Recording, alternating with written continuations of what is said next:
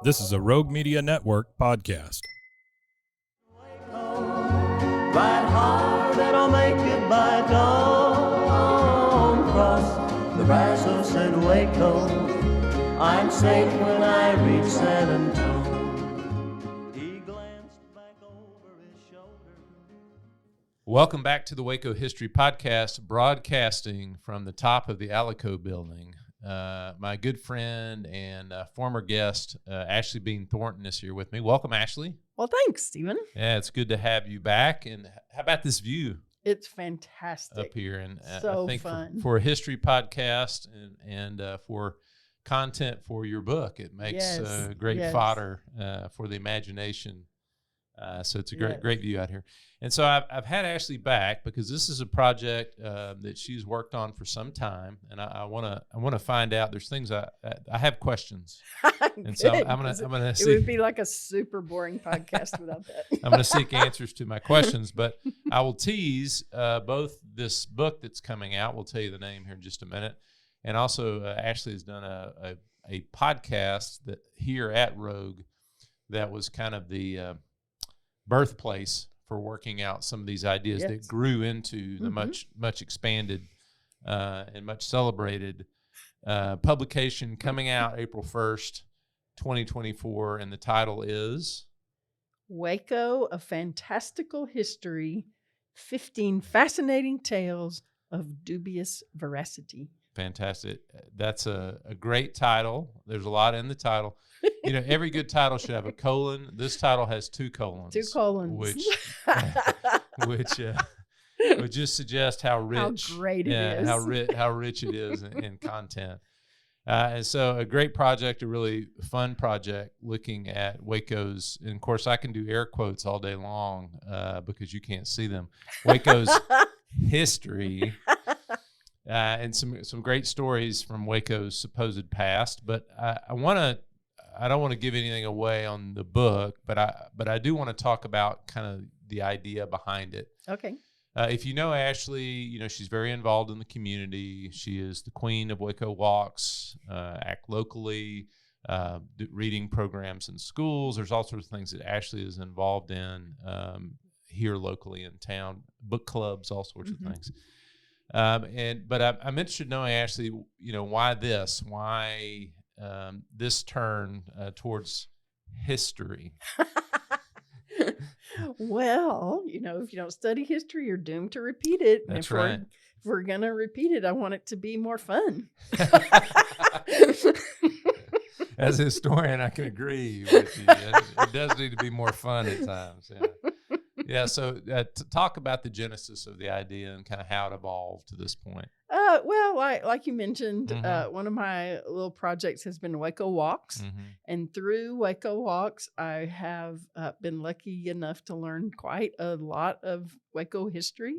That's been fascinating. Waco, to me, it's so fun to study the history of Waco because to me, almost every part of American history that I remember studying when I was in, high school, I can see a little element of it here in Waco, at least since the Civil War. Maybe not so much stuff before the Civil War, but a lot of the different historical moments that I can remember studying in American history, like the Civil War and the Civil Rights Movement and different things like that. There are direct stories about Waco that make a good connection to that. So I just ever since we've lived here about almost 30 years now, I've thought this was just a great place to live as far as exploring history through the city.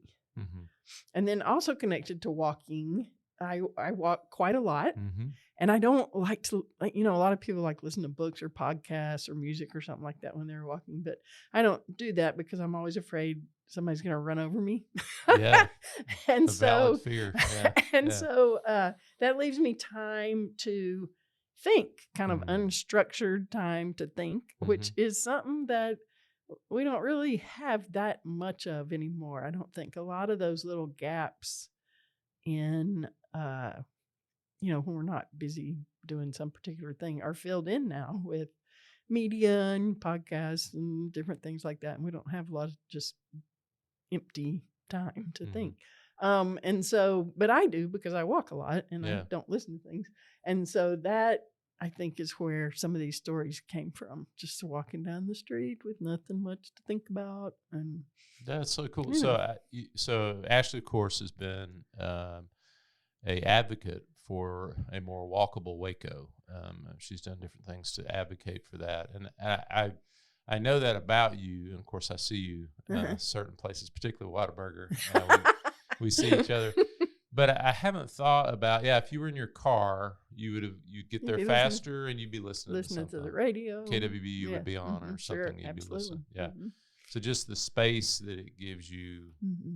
And, I've noticed, and this is not about me, but I've noticed even in the Zoom age we live in now, I don't even have 15 minutes between meetings to walk from meeting to meeting. Right. I log on to the next meeting. Right. Exactly. And so that space, I could see how there's a space for creativity there. I agree with your comment about history. I say all history is local history. Right. But, most people don't necessarily explore it. So why do you think you kind of you desired to learn more about Waco's history and Waco's past? That's an interesting question. I don't know. I mean, I took a lot of history as a student. I've always been interested in history. I mean, if I had double majored, that would have been my other major. It was history. I just think it is particularly if you can kind of get into the local history. I think one of the things it does for you is in a funny way help you figure out how what you're doing now could potentially make a difference, if that makes sense. For example, just thinking about, I'll just stick with the topic of walkability. Waco's a lot bigger now, of course, than it was in the 70s or 80s. But back then, everybody walked everywhere, right? Or rode a horse or something like that, but walked a lot. And now we don't live that way. And so we've made decisions that make it harder for us to live that way. And I mean, it's just kind of interesting to me to follow those developments and to think about, what decisions are we making right now that are going to have positive or negative effects 100 years from now? Putting I-35 between Baylor and downtown Waco. Yeah. That had a huge effect. I mean, imagine if that wasn't there and downtown Waco and Baylor were connected, how different that would be. So I guess that's kind of why I'm interested in history, because by looking back, I feel like you can have some sense of the effect you're having on the future. Yeah, I think that's true. I mean, I feel myself all the time talking about how important context is. Right. And most people, that's lost on, we don't have time. we Right. don't have time to understand the context. Right. And I think also one thing that's interesting about more local history is, the big historical thing. I mean, when do people learn about history? Like in high school, when arguably you have other things you care about, in college, and that you become a historian. You read books about history and things like that if you're interested in it the rest of your life. But you just kind of get these big global, I guess, stereotypes, this kind of person was all bad or all good but when it's a little bit more local, you get a little bit more sense of, we're all a little bit good and bad. And, even good people make horrible decisions, and horrible people accidentally do good things every now and then. And it allows a little complexity. Right. Maybe a little bit more giving each other the benefit of the doubt. Now, so there's two threads with this book. There's kind of history and then there's storytelling. And so I want to ask about the storytelling thread, just maybe your interest in storytelling, or kind of how you maybe consume, or what sort of stories you've liked, or that sort of thing. Yeah. Well, I'm from the South, right? And I mean the real South, not Texas. Now you're going to have an argument. in your hands. If I tell my grandmother she's not from the South, 'cause she's from East Texas. Well, the but, only yeah, people yeah. from Texas who say they're from the South are the ones who have never been to the real South. My family's from Mississippi. Uh-huh. And so even though I didn't live in Mississippi very much, I grew up Mhm. most of the time in Texas. Mhm. But that's a deep storytelling tradition Mhm. and a notorious lack of interest in the facts. And so, I mean, I'll just tell the story of my dedication. Yeah, sure. That'd be I don't wonderful. know if I mean, it's probably too long of a story for me to care about, but it says, from Ashley Bean Thornton to my mom, Mary Toller McDonald, who loves a good story, and to the Itawamba Junior College Wampus Cats. Well, that's a story from my dad. So my Mhm. dad grew up near Tupelo, Mississippi, and a lot of my aunts and uncles went to Itawamba Junior College back then. It was called. That's the county they lived in, Itawamba County. Mhm. And my whole life, my dad told us stories about the IJC, Itawamba Junior College Wampus Cats, Mhm. and this, that, and the other. So when I got to be about, I don't know, 35 or 40, as soon as there was like internet, my sister and I decided wouldn't it be fun to order Dad for Christmas a Itawamba Junior College Wampus Cat sweatshirt. So we called up the Itawamba Junior College and said, hey, we want to order a sweatshirt for our dad for Christmas, and we want to make sure it has a big old Wampus Cat right on the front. And the lady on the phone was like, Wampus Cats? What are you talking about? And we said, the IJC Wampus Cats. And she said, we're the Indians. I said, well, when did you become the Indians? She said, we've always been the Indians. So we ordered my dad this sweatshirt. It has the Indians on the front. He opens it up. He goes, oh, that's great. And we said, Dad, it's Indians. And he goes, yeah, I know. And said, but you've always said Wampus Cats. He goes, yeah, I just like Wampus Cats better. That's a great story. Yeah. And that's just kind of the way storytelling always was in our family. And Craig, my poor husband, Craig, I'll start telling a story and he'll be like, no, it's it. And I'm like, honey, you're messing up the story. Yeah. Don't let the truth get in the way of a good story. Right, Yeah. exactly.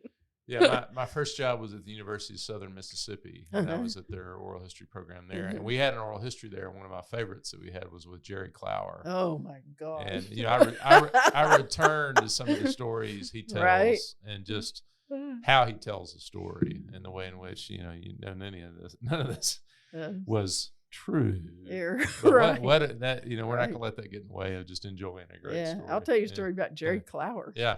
When I was about 7 or 8, my mom gave me a Jerry Clower album for Christmas or birthday or something. Yeah. I had no idea who that was. I was a little kid.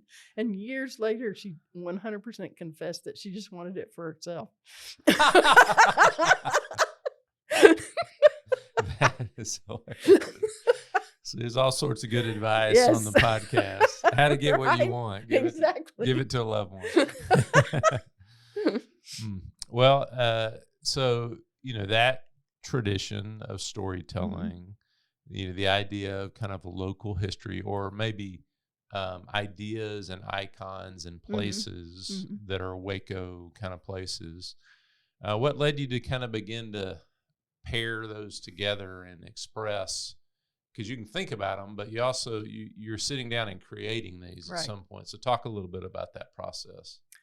Well, during COVID, a friend, well, actually, I didn't really even know him at the time, but I was Facebook friends with, I can't remember which one, but Trent, now his last name's Clifford, and Sarah Frances Moran, who's a poet in town, started a little online, Zoom writing group during COVID. And they just posted something about it on Facebook, I guess. And I responded and said, oh, I want to do that. And so that's when it started, as I wrote a few of the first little stories for that. And they were super encouraging, especially Trent really had a fit over them. And so that was how it actually started, pen to paper or, fingers to keyboard or whatever we do now. And yeah. So what was your first piece? What your first piece that you produced? Well, the first one, the first story was actually one I never did finish. Okay. And it was going to be about the silos. And what if they, instead of being like cottonseed silos, they were really almost like missile silos, except for giant confetti cannons. And and the confetti was launched out into Waco like, a foot deep in downtown, and all the issues that would come along with that. But I never did finish that. It was story. a conceit I need to finish that wasn't that story. strong enough. Yes, Yeah, right. You need to return back to it now. Yes. Okay, so the first one let's do the first one that you finished and shared. Yeah, the very first one I finished and shared was the first one in the book, which is just a little tidbit about Jacob de Cordova's parrot. Yes, that's the one I remember. Yeah. Well, I don't want to give it away, but any the parameters of that story or what it's about, an abstract. Can you share an abstract? I think it's about jealousy between impresarios that explored Texas and how to express that jealousy in a gentlemanly way. We should, as we sit in the 175th anniversary of Waco's founding. That's right. It's a great story to start a book off with and read. So how have folks, I'm really interested, this is a question I wanted to get to, how have folks responded, as you've shared? So, you've been able to share the stories. This is a great compilation that has new and kind of expanded a presentation of stories, but you've shared the stories other ways. And so I'm interested to know, how do people react to your scholarship as they encounter it? In my realm of history, we talk about peer review. You have peer review, and your peers give you feedback. Sometimes you have to have peers for that. You're peerless. Yeah. But I'm interested in your feedback and people's reaction to your work. When I actually started thinking about turning it into a book and talked to my friend Vicky, who ended up doing all the pictures for it, one of the things I told her in that first conversation is I said, Vicky, this is going to be a lot of work, and I really don't know who's going to read this book.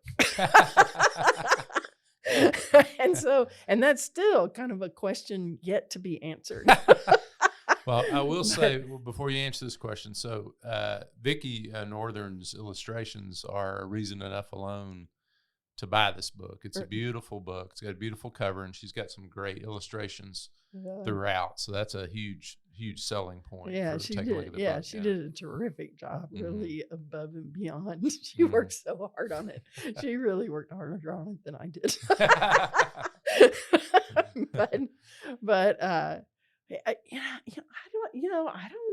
I mean, the people who have liked it, I don't really know why they liked it. They just liked it, I guess, because it was a little bit weird, like fun. When I asked Craig, my husband, what he thought of it, he was like, it's just fun. It's fun. Some things can just be fun. They don't have to have another reason. But I will say, I don't know how to say this. I mean, there was a good number of people who were like, really? I was like, well, they are of dubious veracity. Yeah. That's so I think people who are interested in history kind of like them too. Yeah. In a backhanded kind of way. And yeah. I don't know. It would be interesting to see who likes it. Probably just people who like me. Well, and I think you're trusted. I think you're trusted now. locally. So I think that's part of their reaction. Really? I mean, what Ashley's telling us must be true. Really? It's funny how people can trust you without knowing you very well. Well, it's already receiving accolades on the back of the book. Yes. Do you mind sharing some of the accolades that the book has already received? No, I'm happy to share. Yeah. So you have to read them as they're written. Right. I will. Yeah. So the first little blurb on the back is from Eric Swanson, who's the executive director of Historic Waco. And he said, astonishing. In these few pages, Miss Thornton has done more to obfuscate the history of Waco than any other historian in Waco's long history of historians. Yeah. Well, part of this, right, is how's your vocabulary? Yeah. I had a good friend at Baylor who had an older brother who would insult her with words that she did not know. Right. But the tone with which he would say, "You're so ambidextrous," and she would cry and go to her mother, and then come in, and he wouldn't get in trouble because all I said was she was ambidextrous. Right. So you may need a thesaurus if you want to read this book. Yeah. All right. So what else do we have there? As far as the reviews. Yeah. Oh, this is from J.B. Smith. A very trusted, exactly, journalist, Waco Tribune Herald. What is J.B. Smith not covered for us here locally? Yes, so he says a remarkable book, one that I hope gets the attention it deserves. I have always thought that Waco needs a definitive and accurate history. After perusing this account, I am more convinced than ever of that need. That is fantastic. That is great. Well, I know it'll find a readership. Now, I've got mine on there, so I'm an endorser of the book.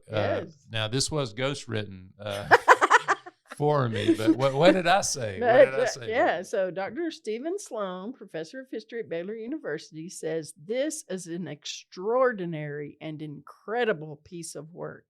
Seriously, not credible. Well, I know it's going to find a readership. I hope we have a launch kind of event for it. Yes. I mean, I would love to have an event. Is there anything like that planned? Yes, yet? We are definitely planning an event. We're trying to find the right space for it that is cheap because we don't have any proceeds yet. But we're definitely probably the date we're looking at is April 20th. Okay. So keep an eye out for that. We had hoped to do a little bit sooner, but then this eclipse deal got in the way. Oh, yeah. If we're all still here. Yes. And then this, that, and the other. But probably April 20th. Okay. Will be when we have our book release. Okay. Is there another story? Is there a story maybe didn't make it in the book or anything that you could tease? The trailer, a good trailer doesn't give the movie away. But it whets our appetite to say, I can't let anything stand in the way of me acquiring the book. So is there a tidbit that you want to share with us? That's high pressure. Sorry. I don't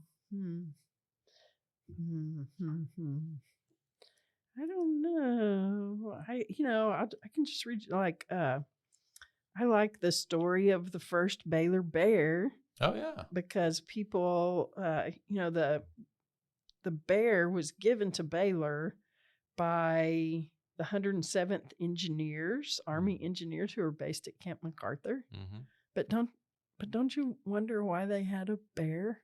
Why did they have a bear? Yeah, but obviously you researched it. Yes. And yes. So in the book is revealed. You can learn the true tale. Why they and had I think you can still find online Trent Clifford, who also does Wild Imaginings, the theater group. Yeah. Recorded several of the stories as like old-timey radio broadcasts. Mm-hmm.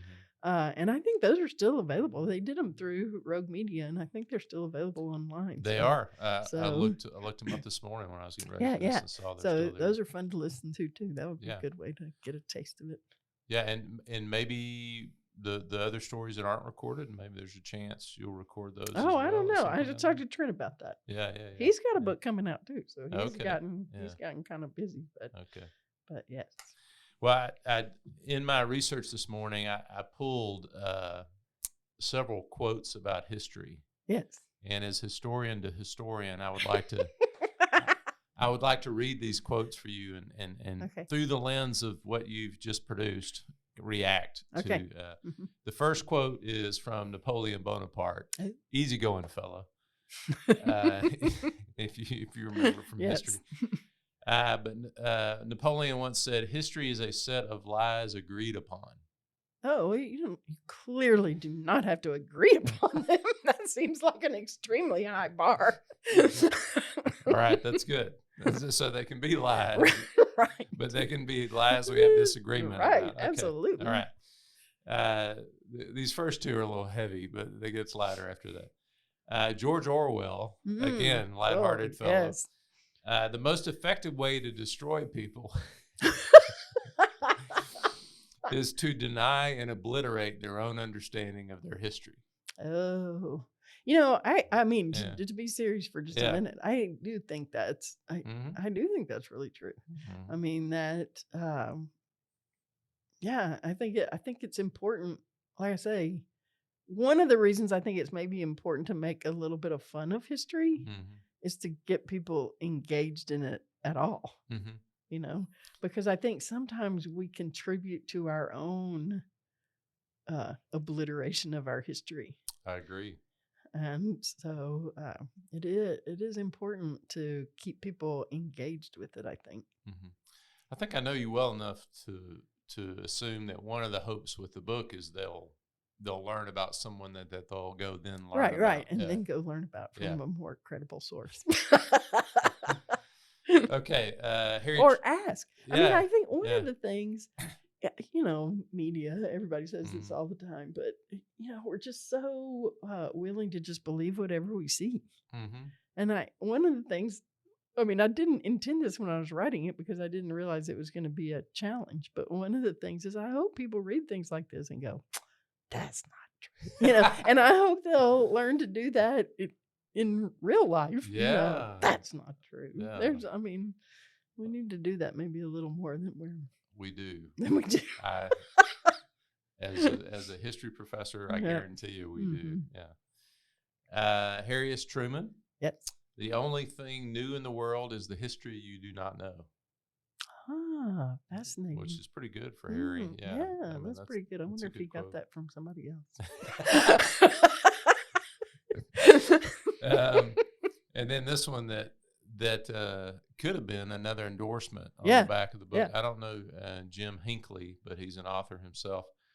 He said it is better to fill your head with useless knowledge than no knowledge at all. Oh, yeah. No, that is 100% true. Yes, the empty space is the most dangerous. Yeah. Well, say the name of the book again because we want to make sure folks have heard it. Right. The name is Waco, A Fantastical History, 15 Fascinating Tales of Dubious Veracity. Okay. And if you're hearing this, the book is available. You can buy it right now. And where would they go to buy it, Ashley? Well, it's going to be available on Amazon. Okay. It's a self-published thing through the little Amazon Mhm. deal. So it should be available there starting April 1st. Mhm. And then, like I say, we'll be having at least one and probably a few little reception/book signings around town where we'll be selling them at a little bit of a discount just for local folks.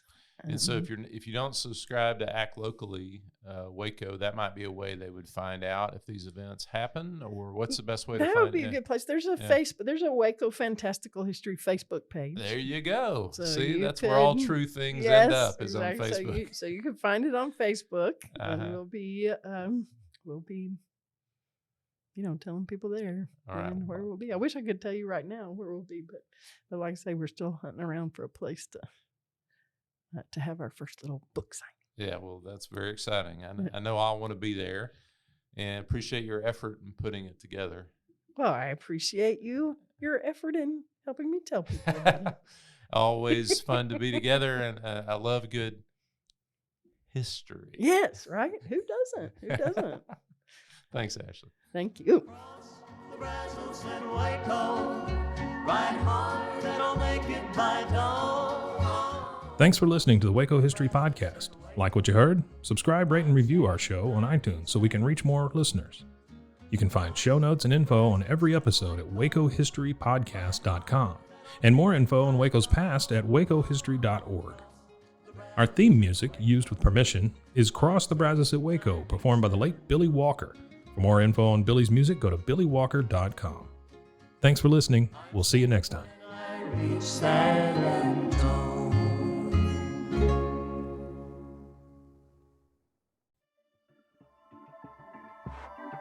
This has been a Rogue Media Network production.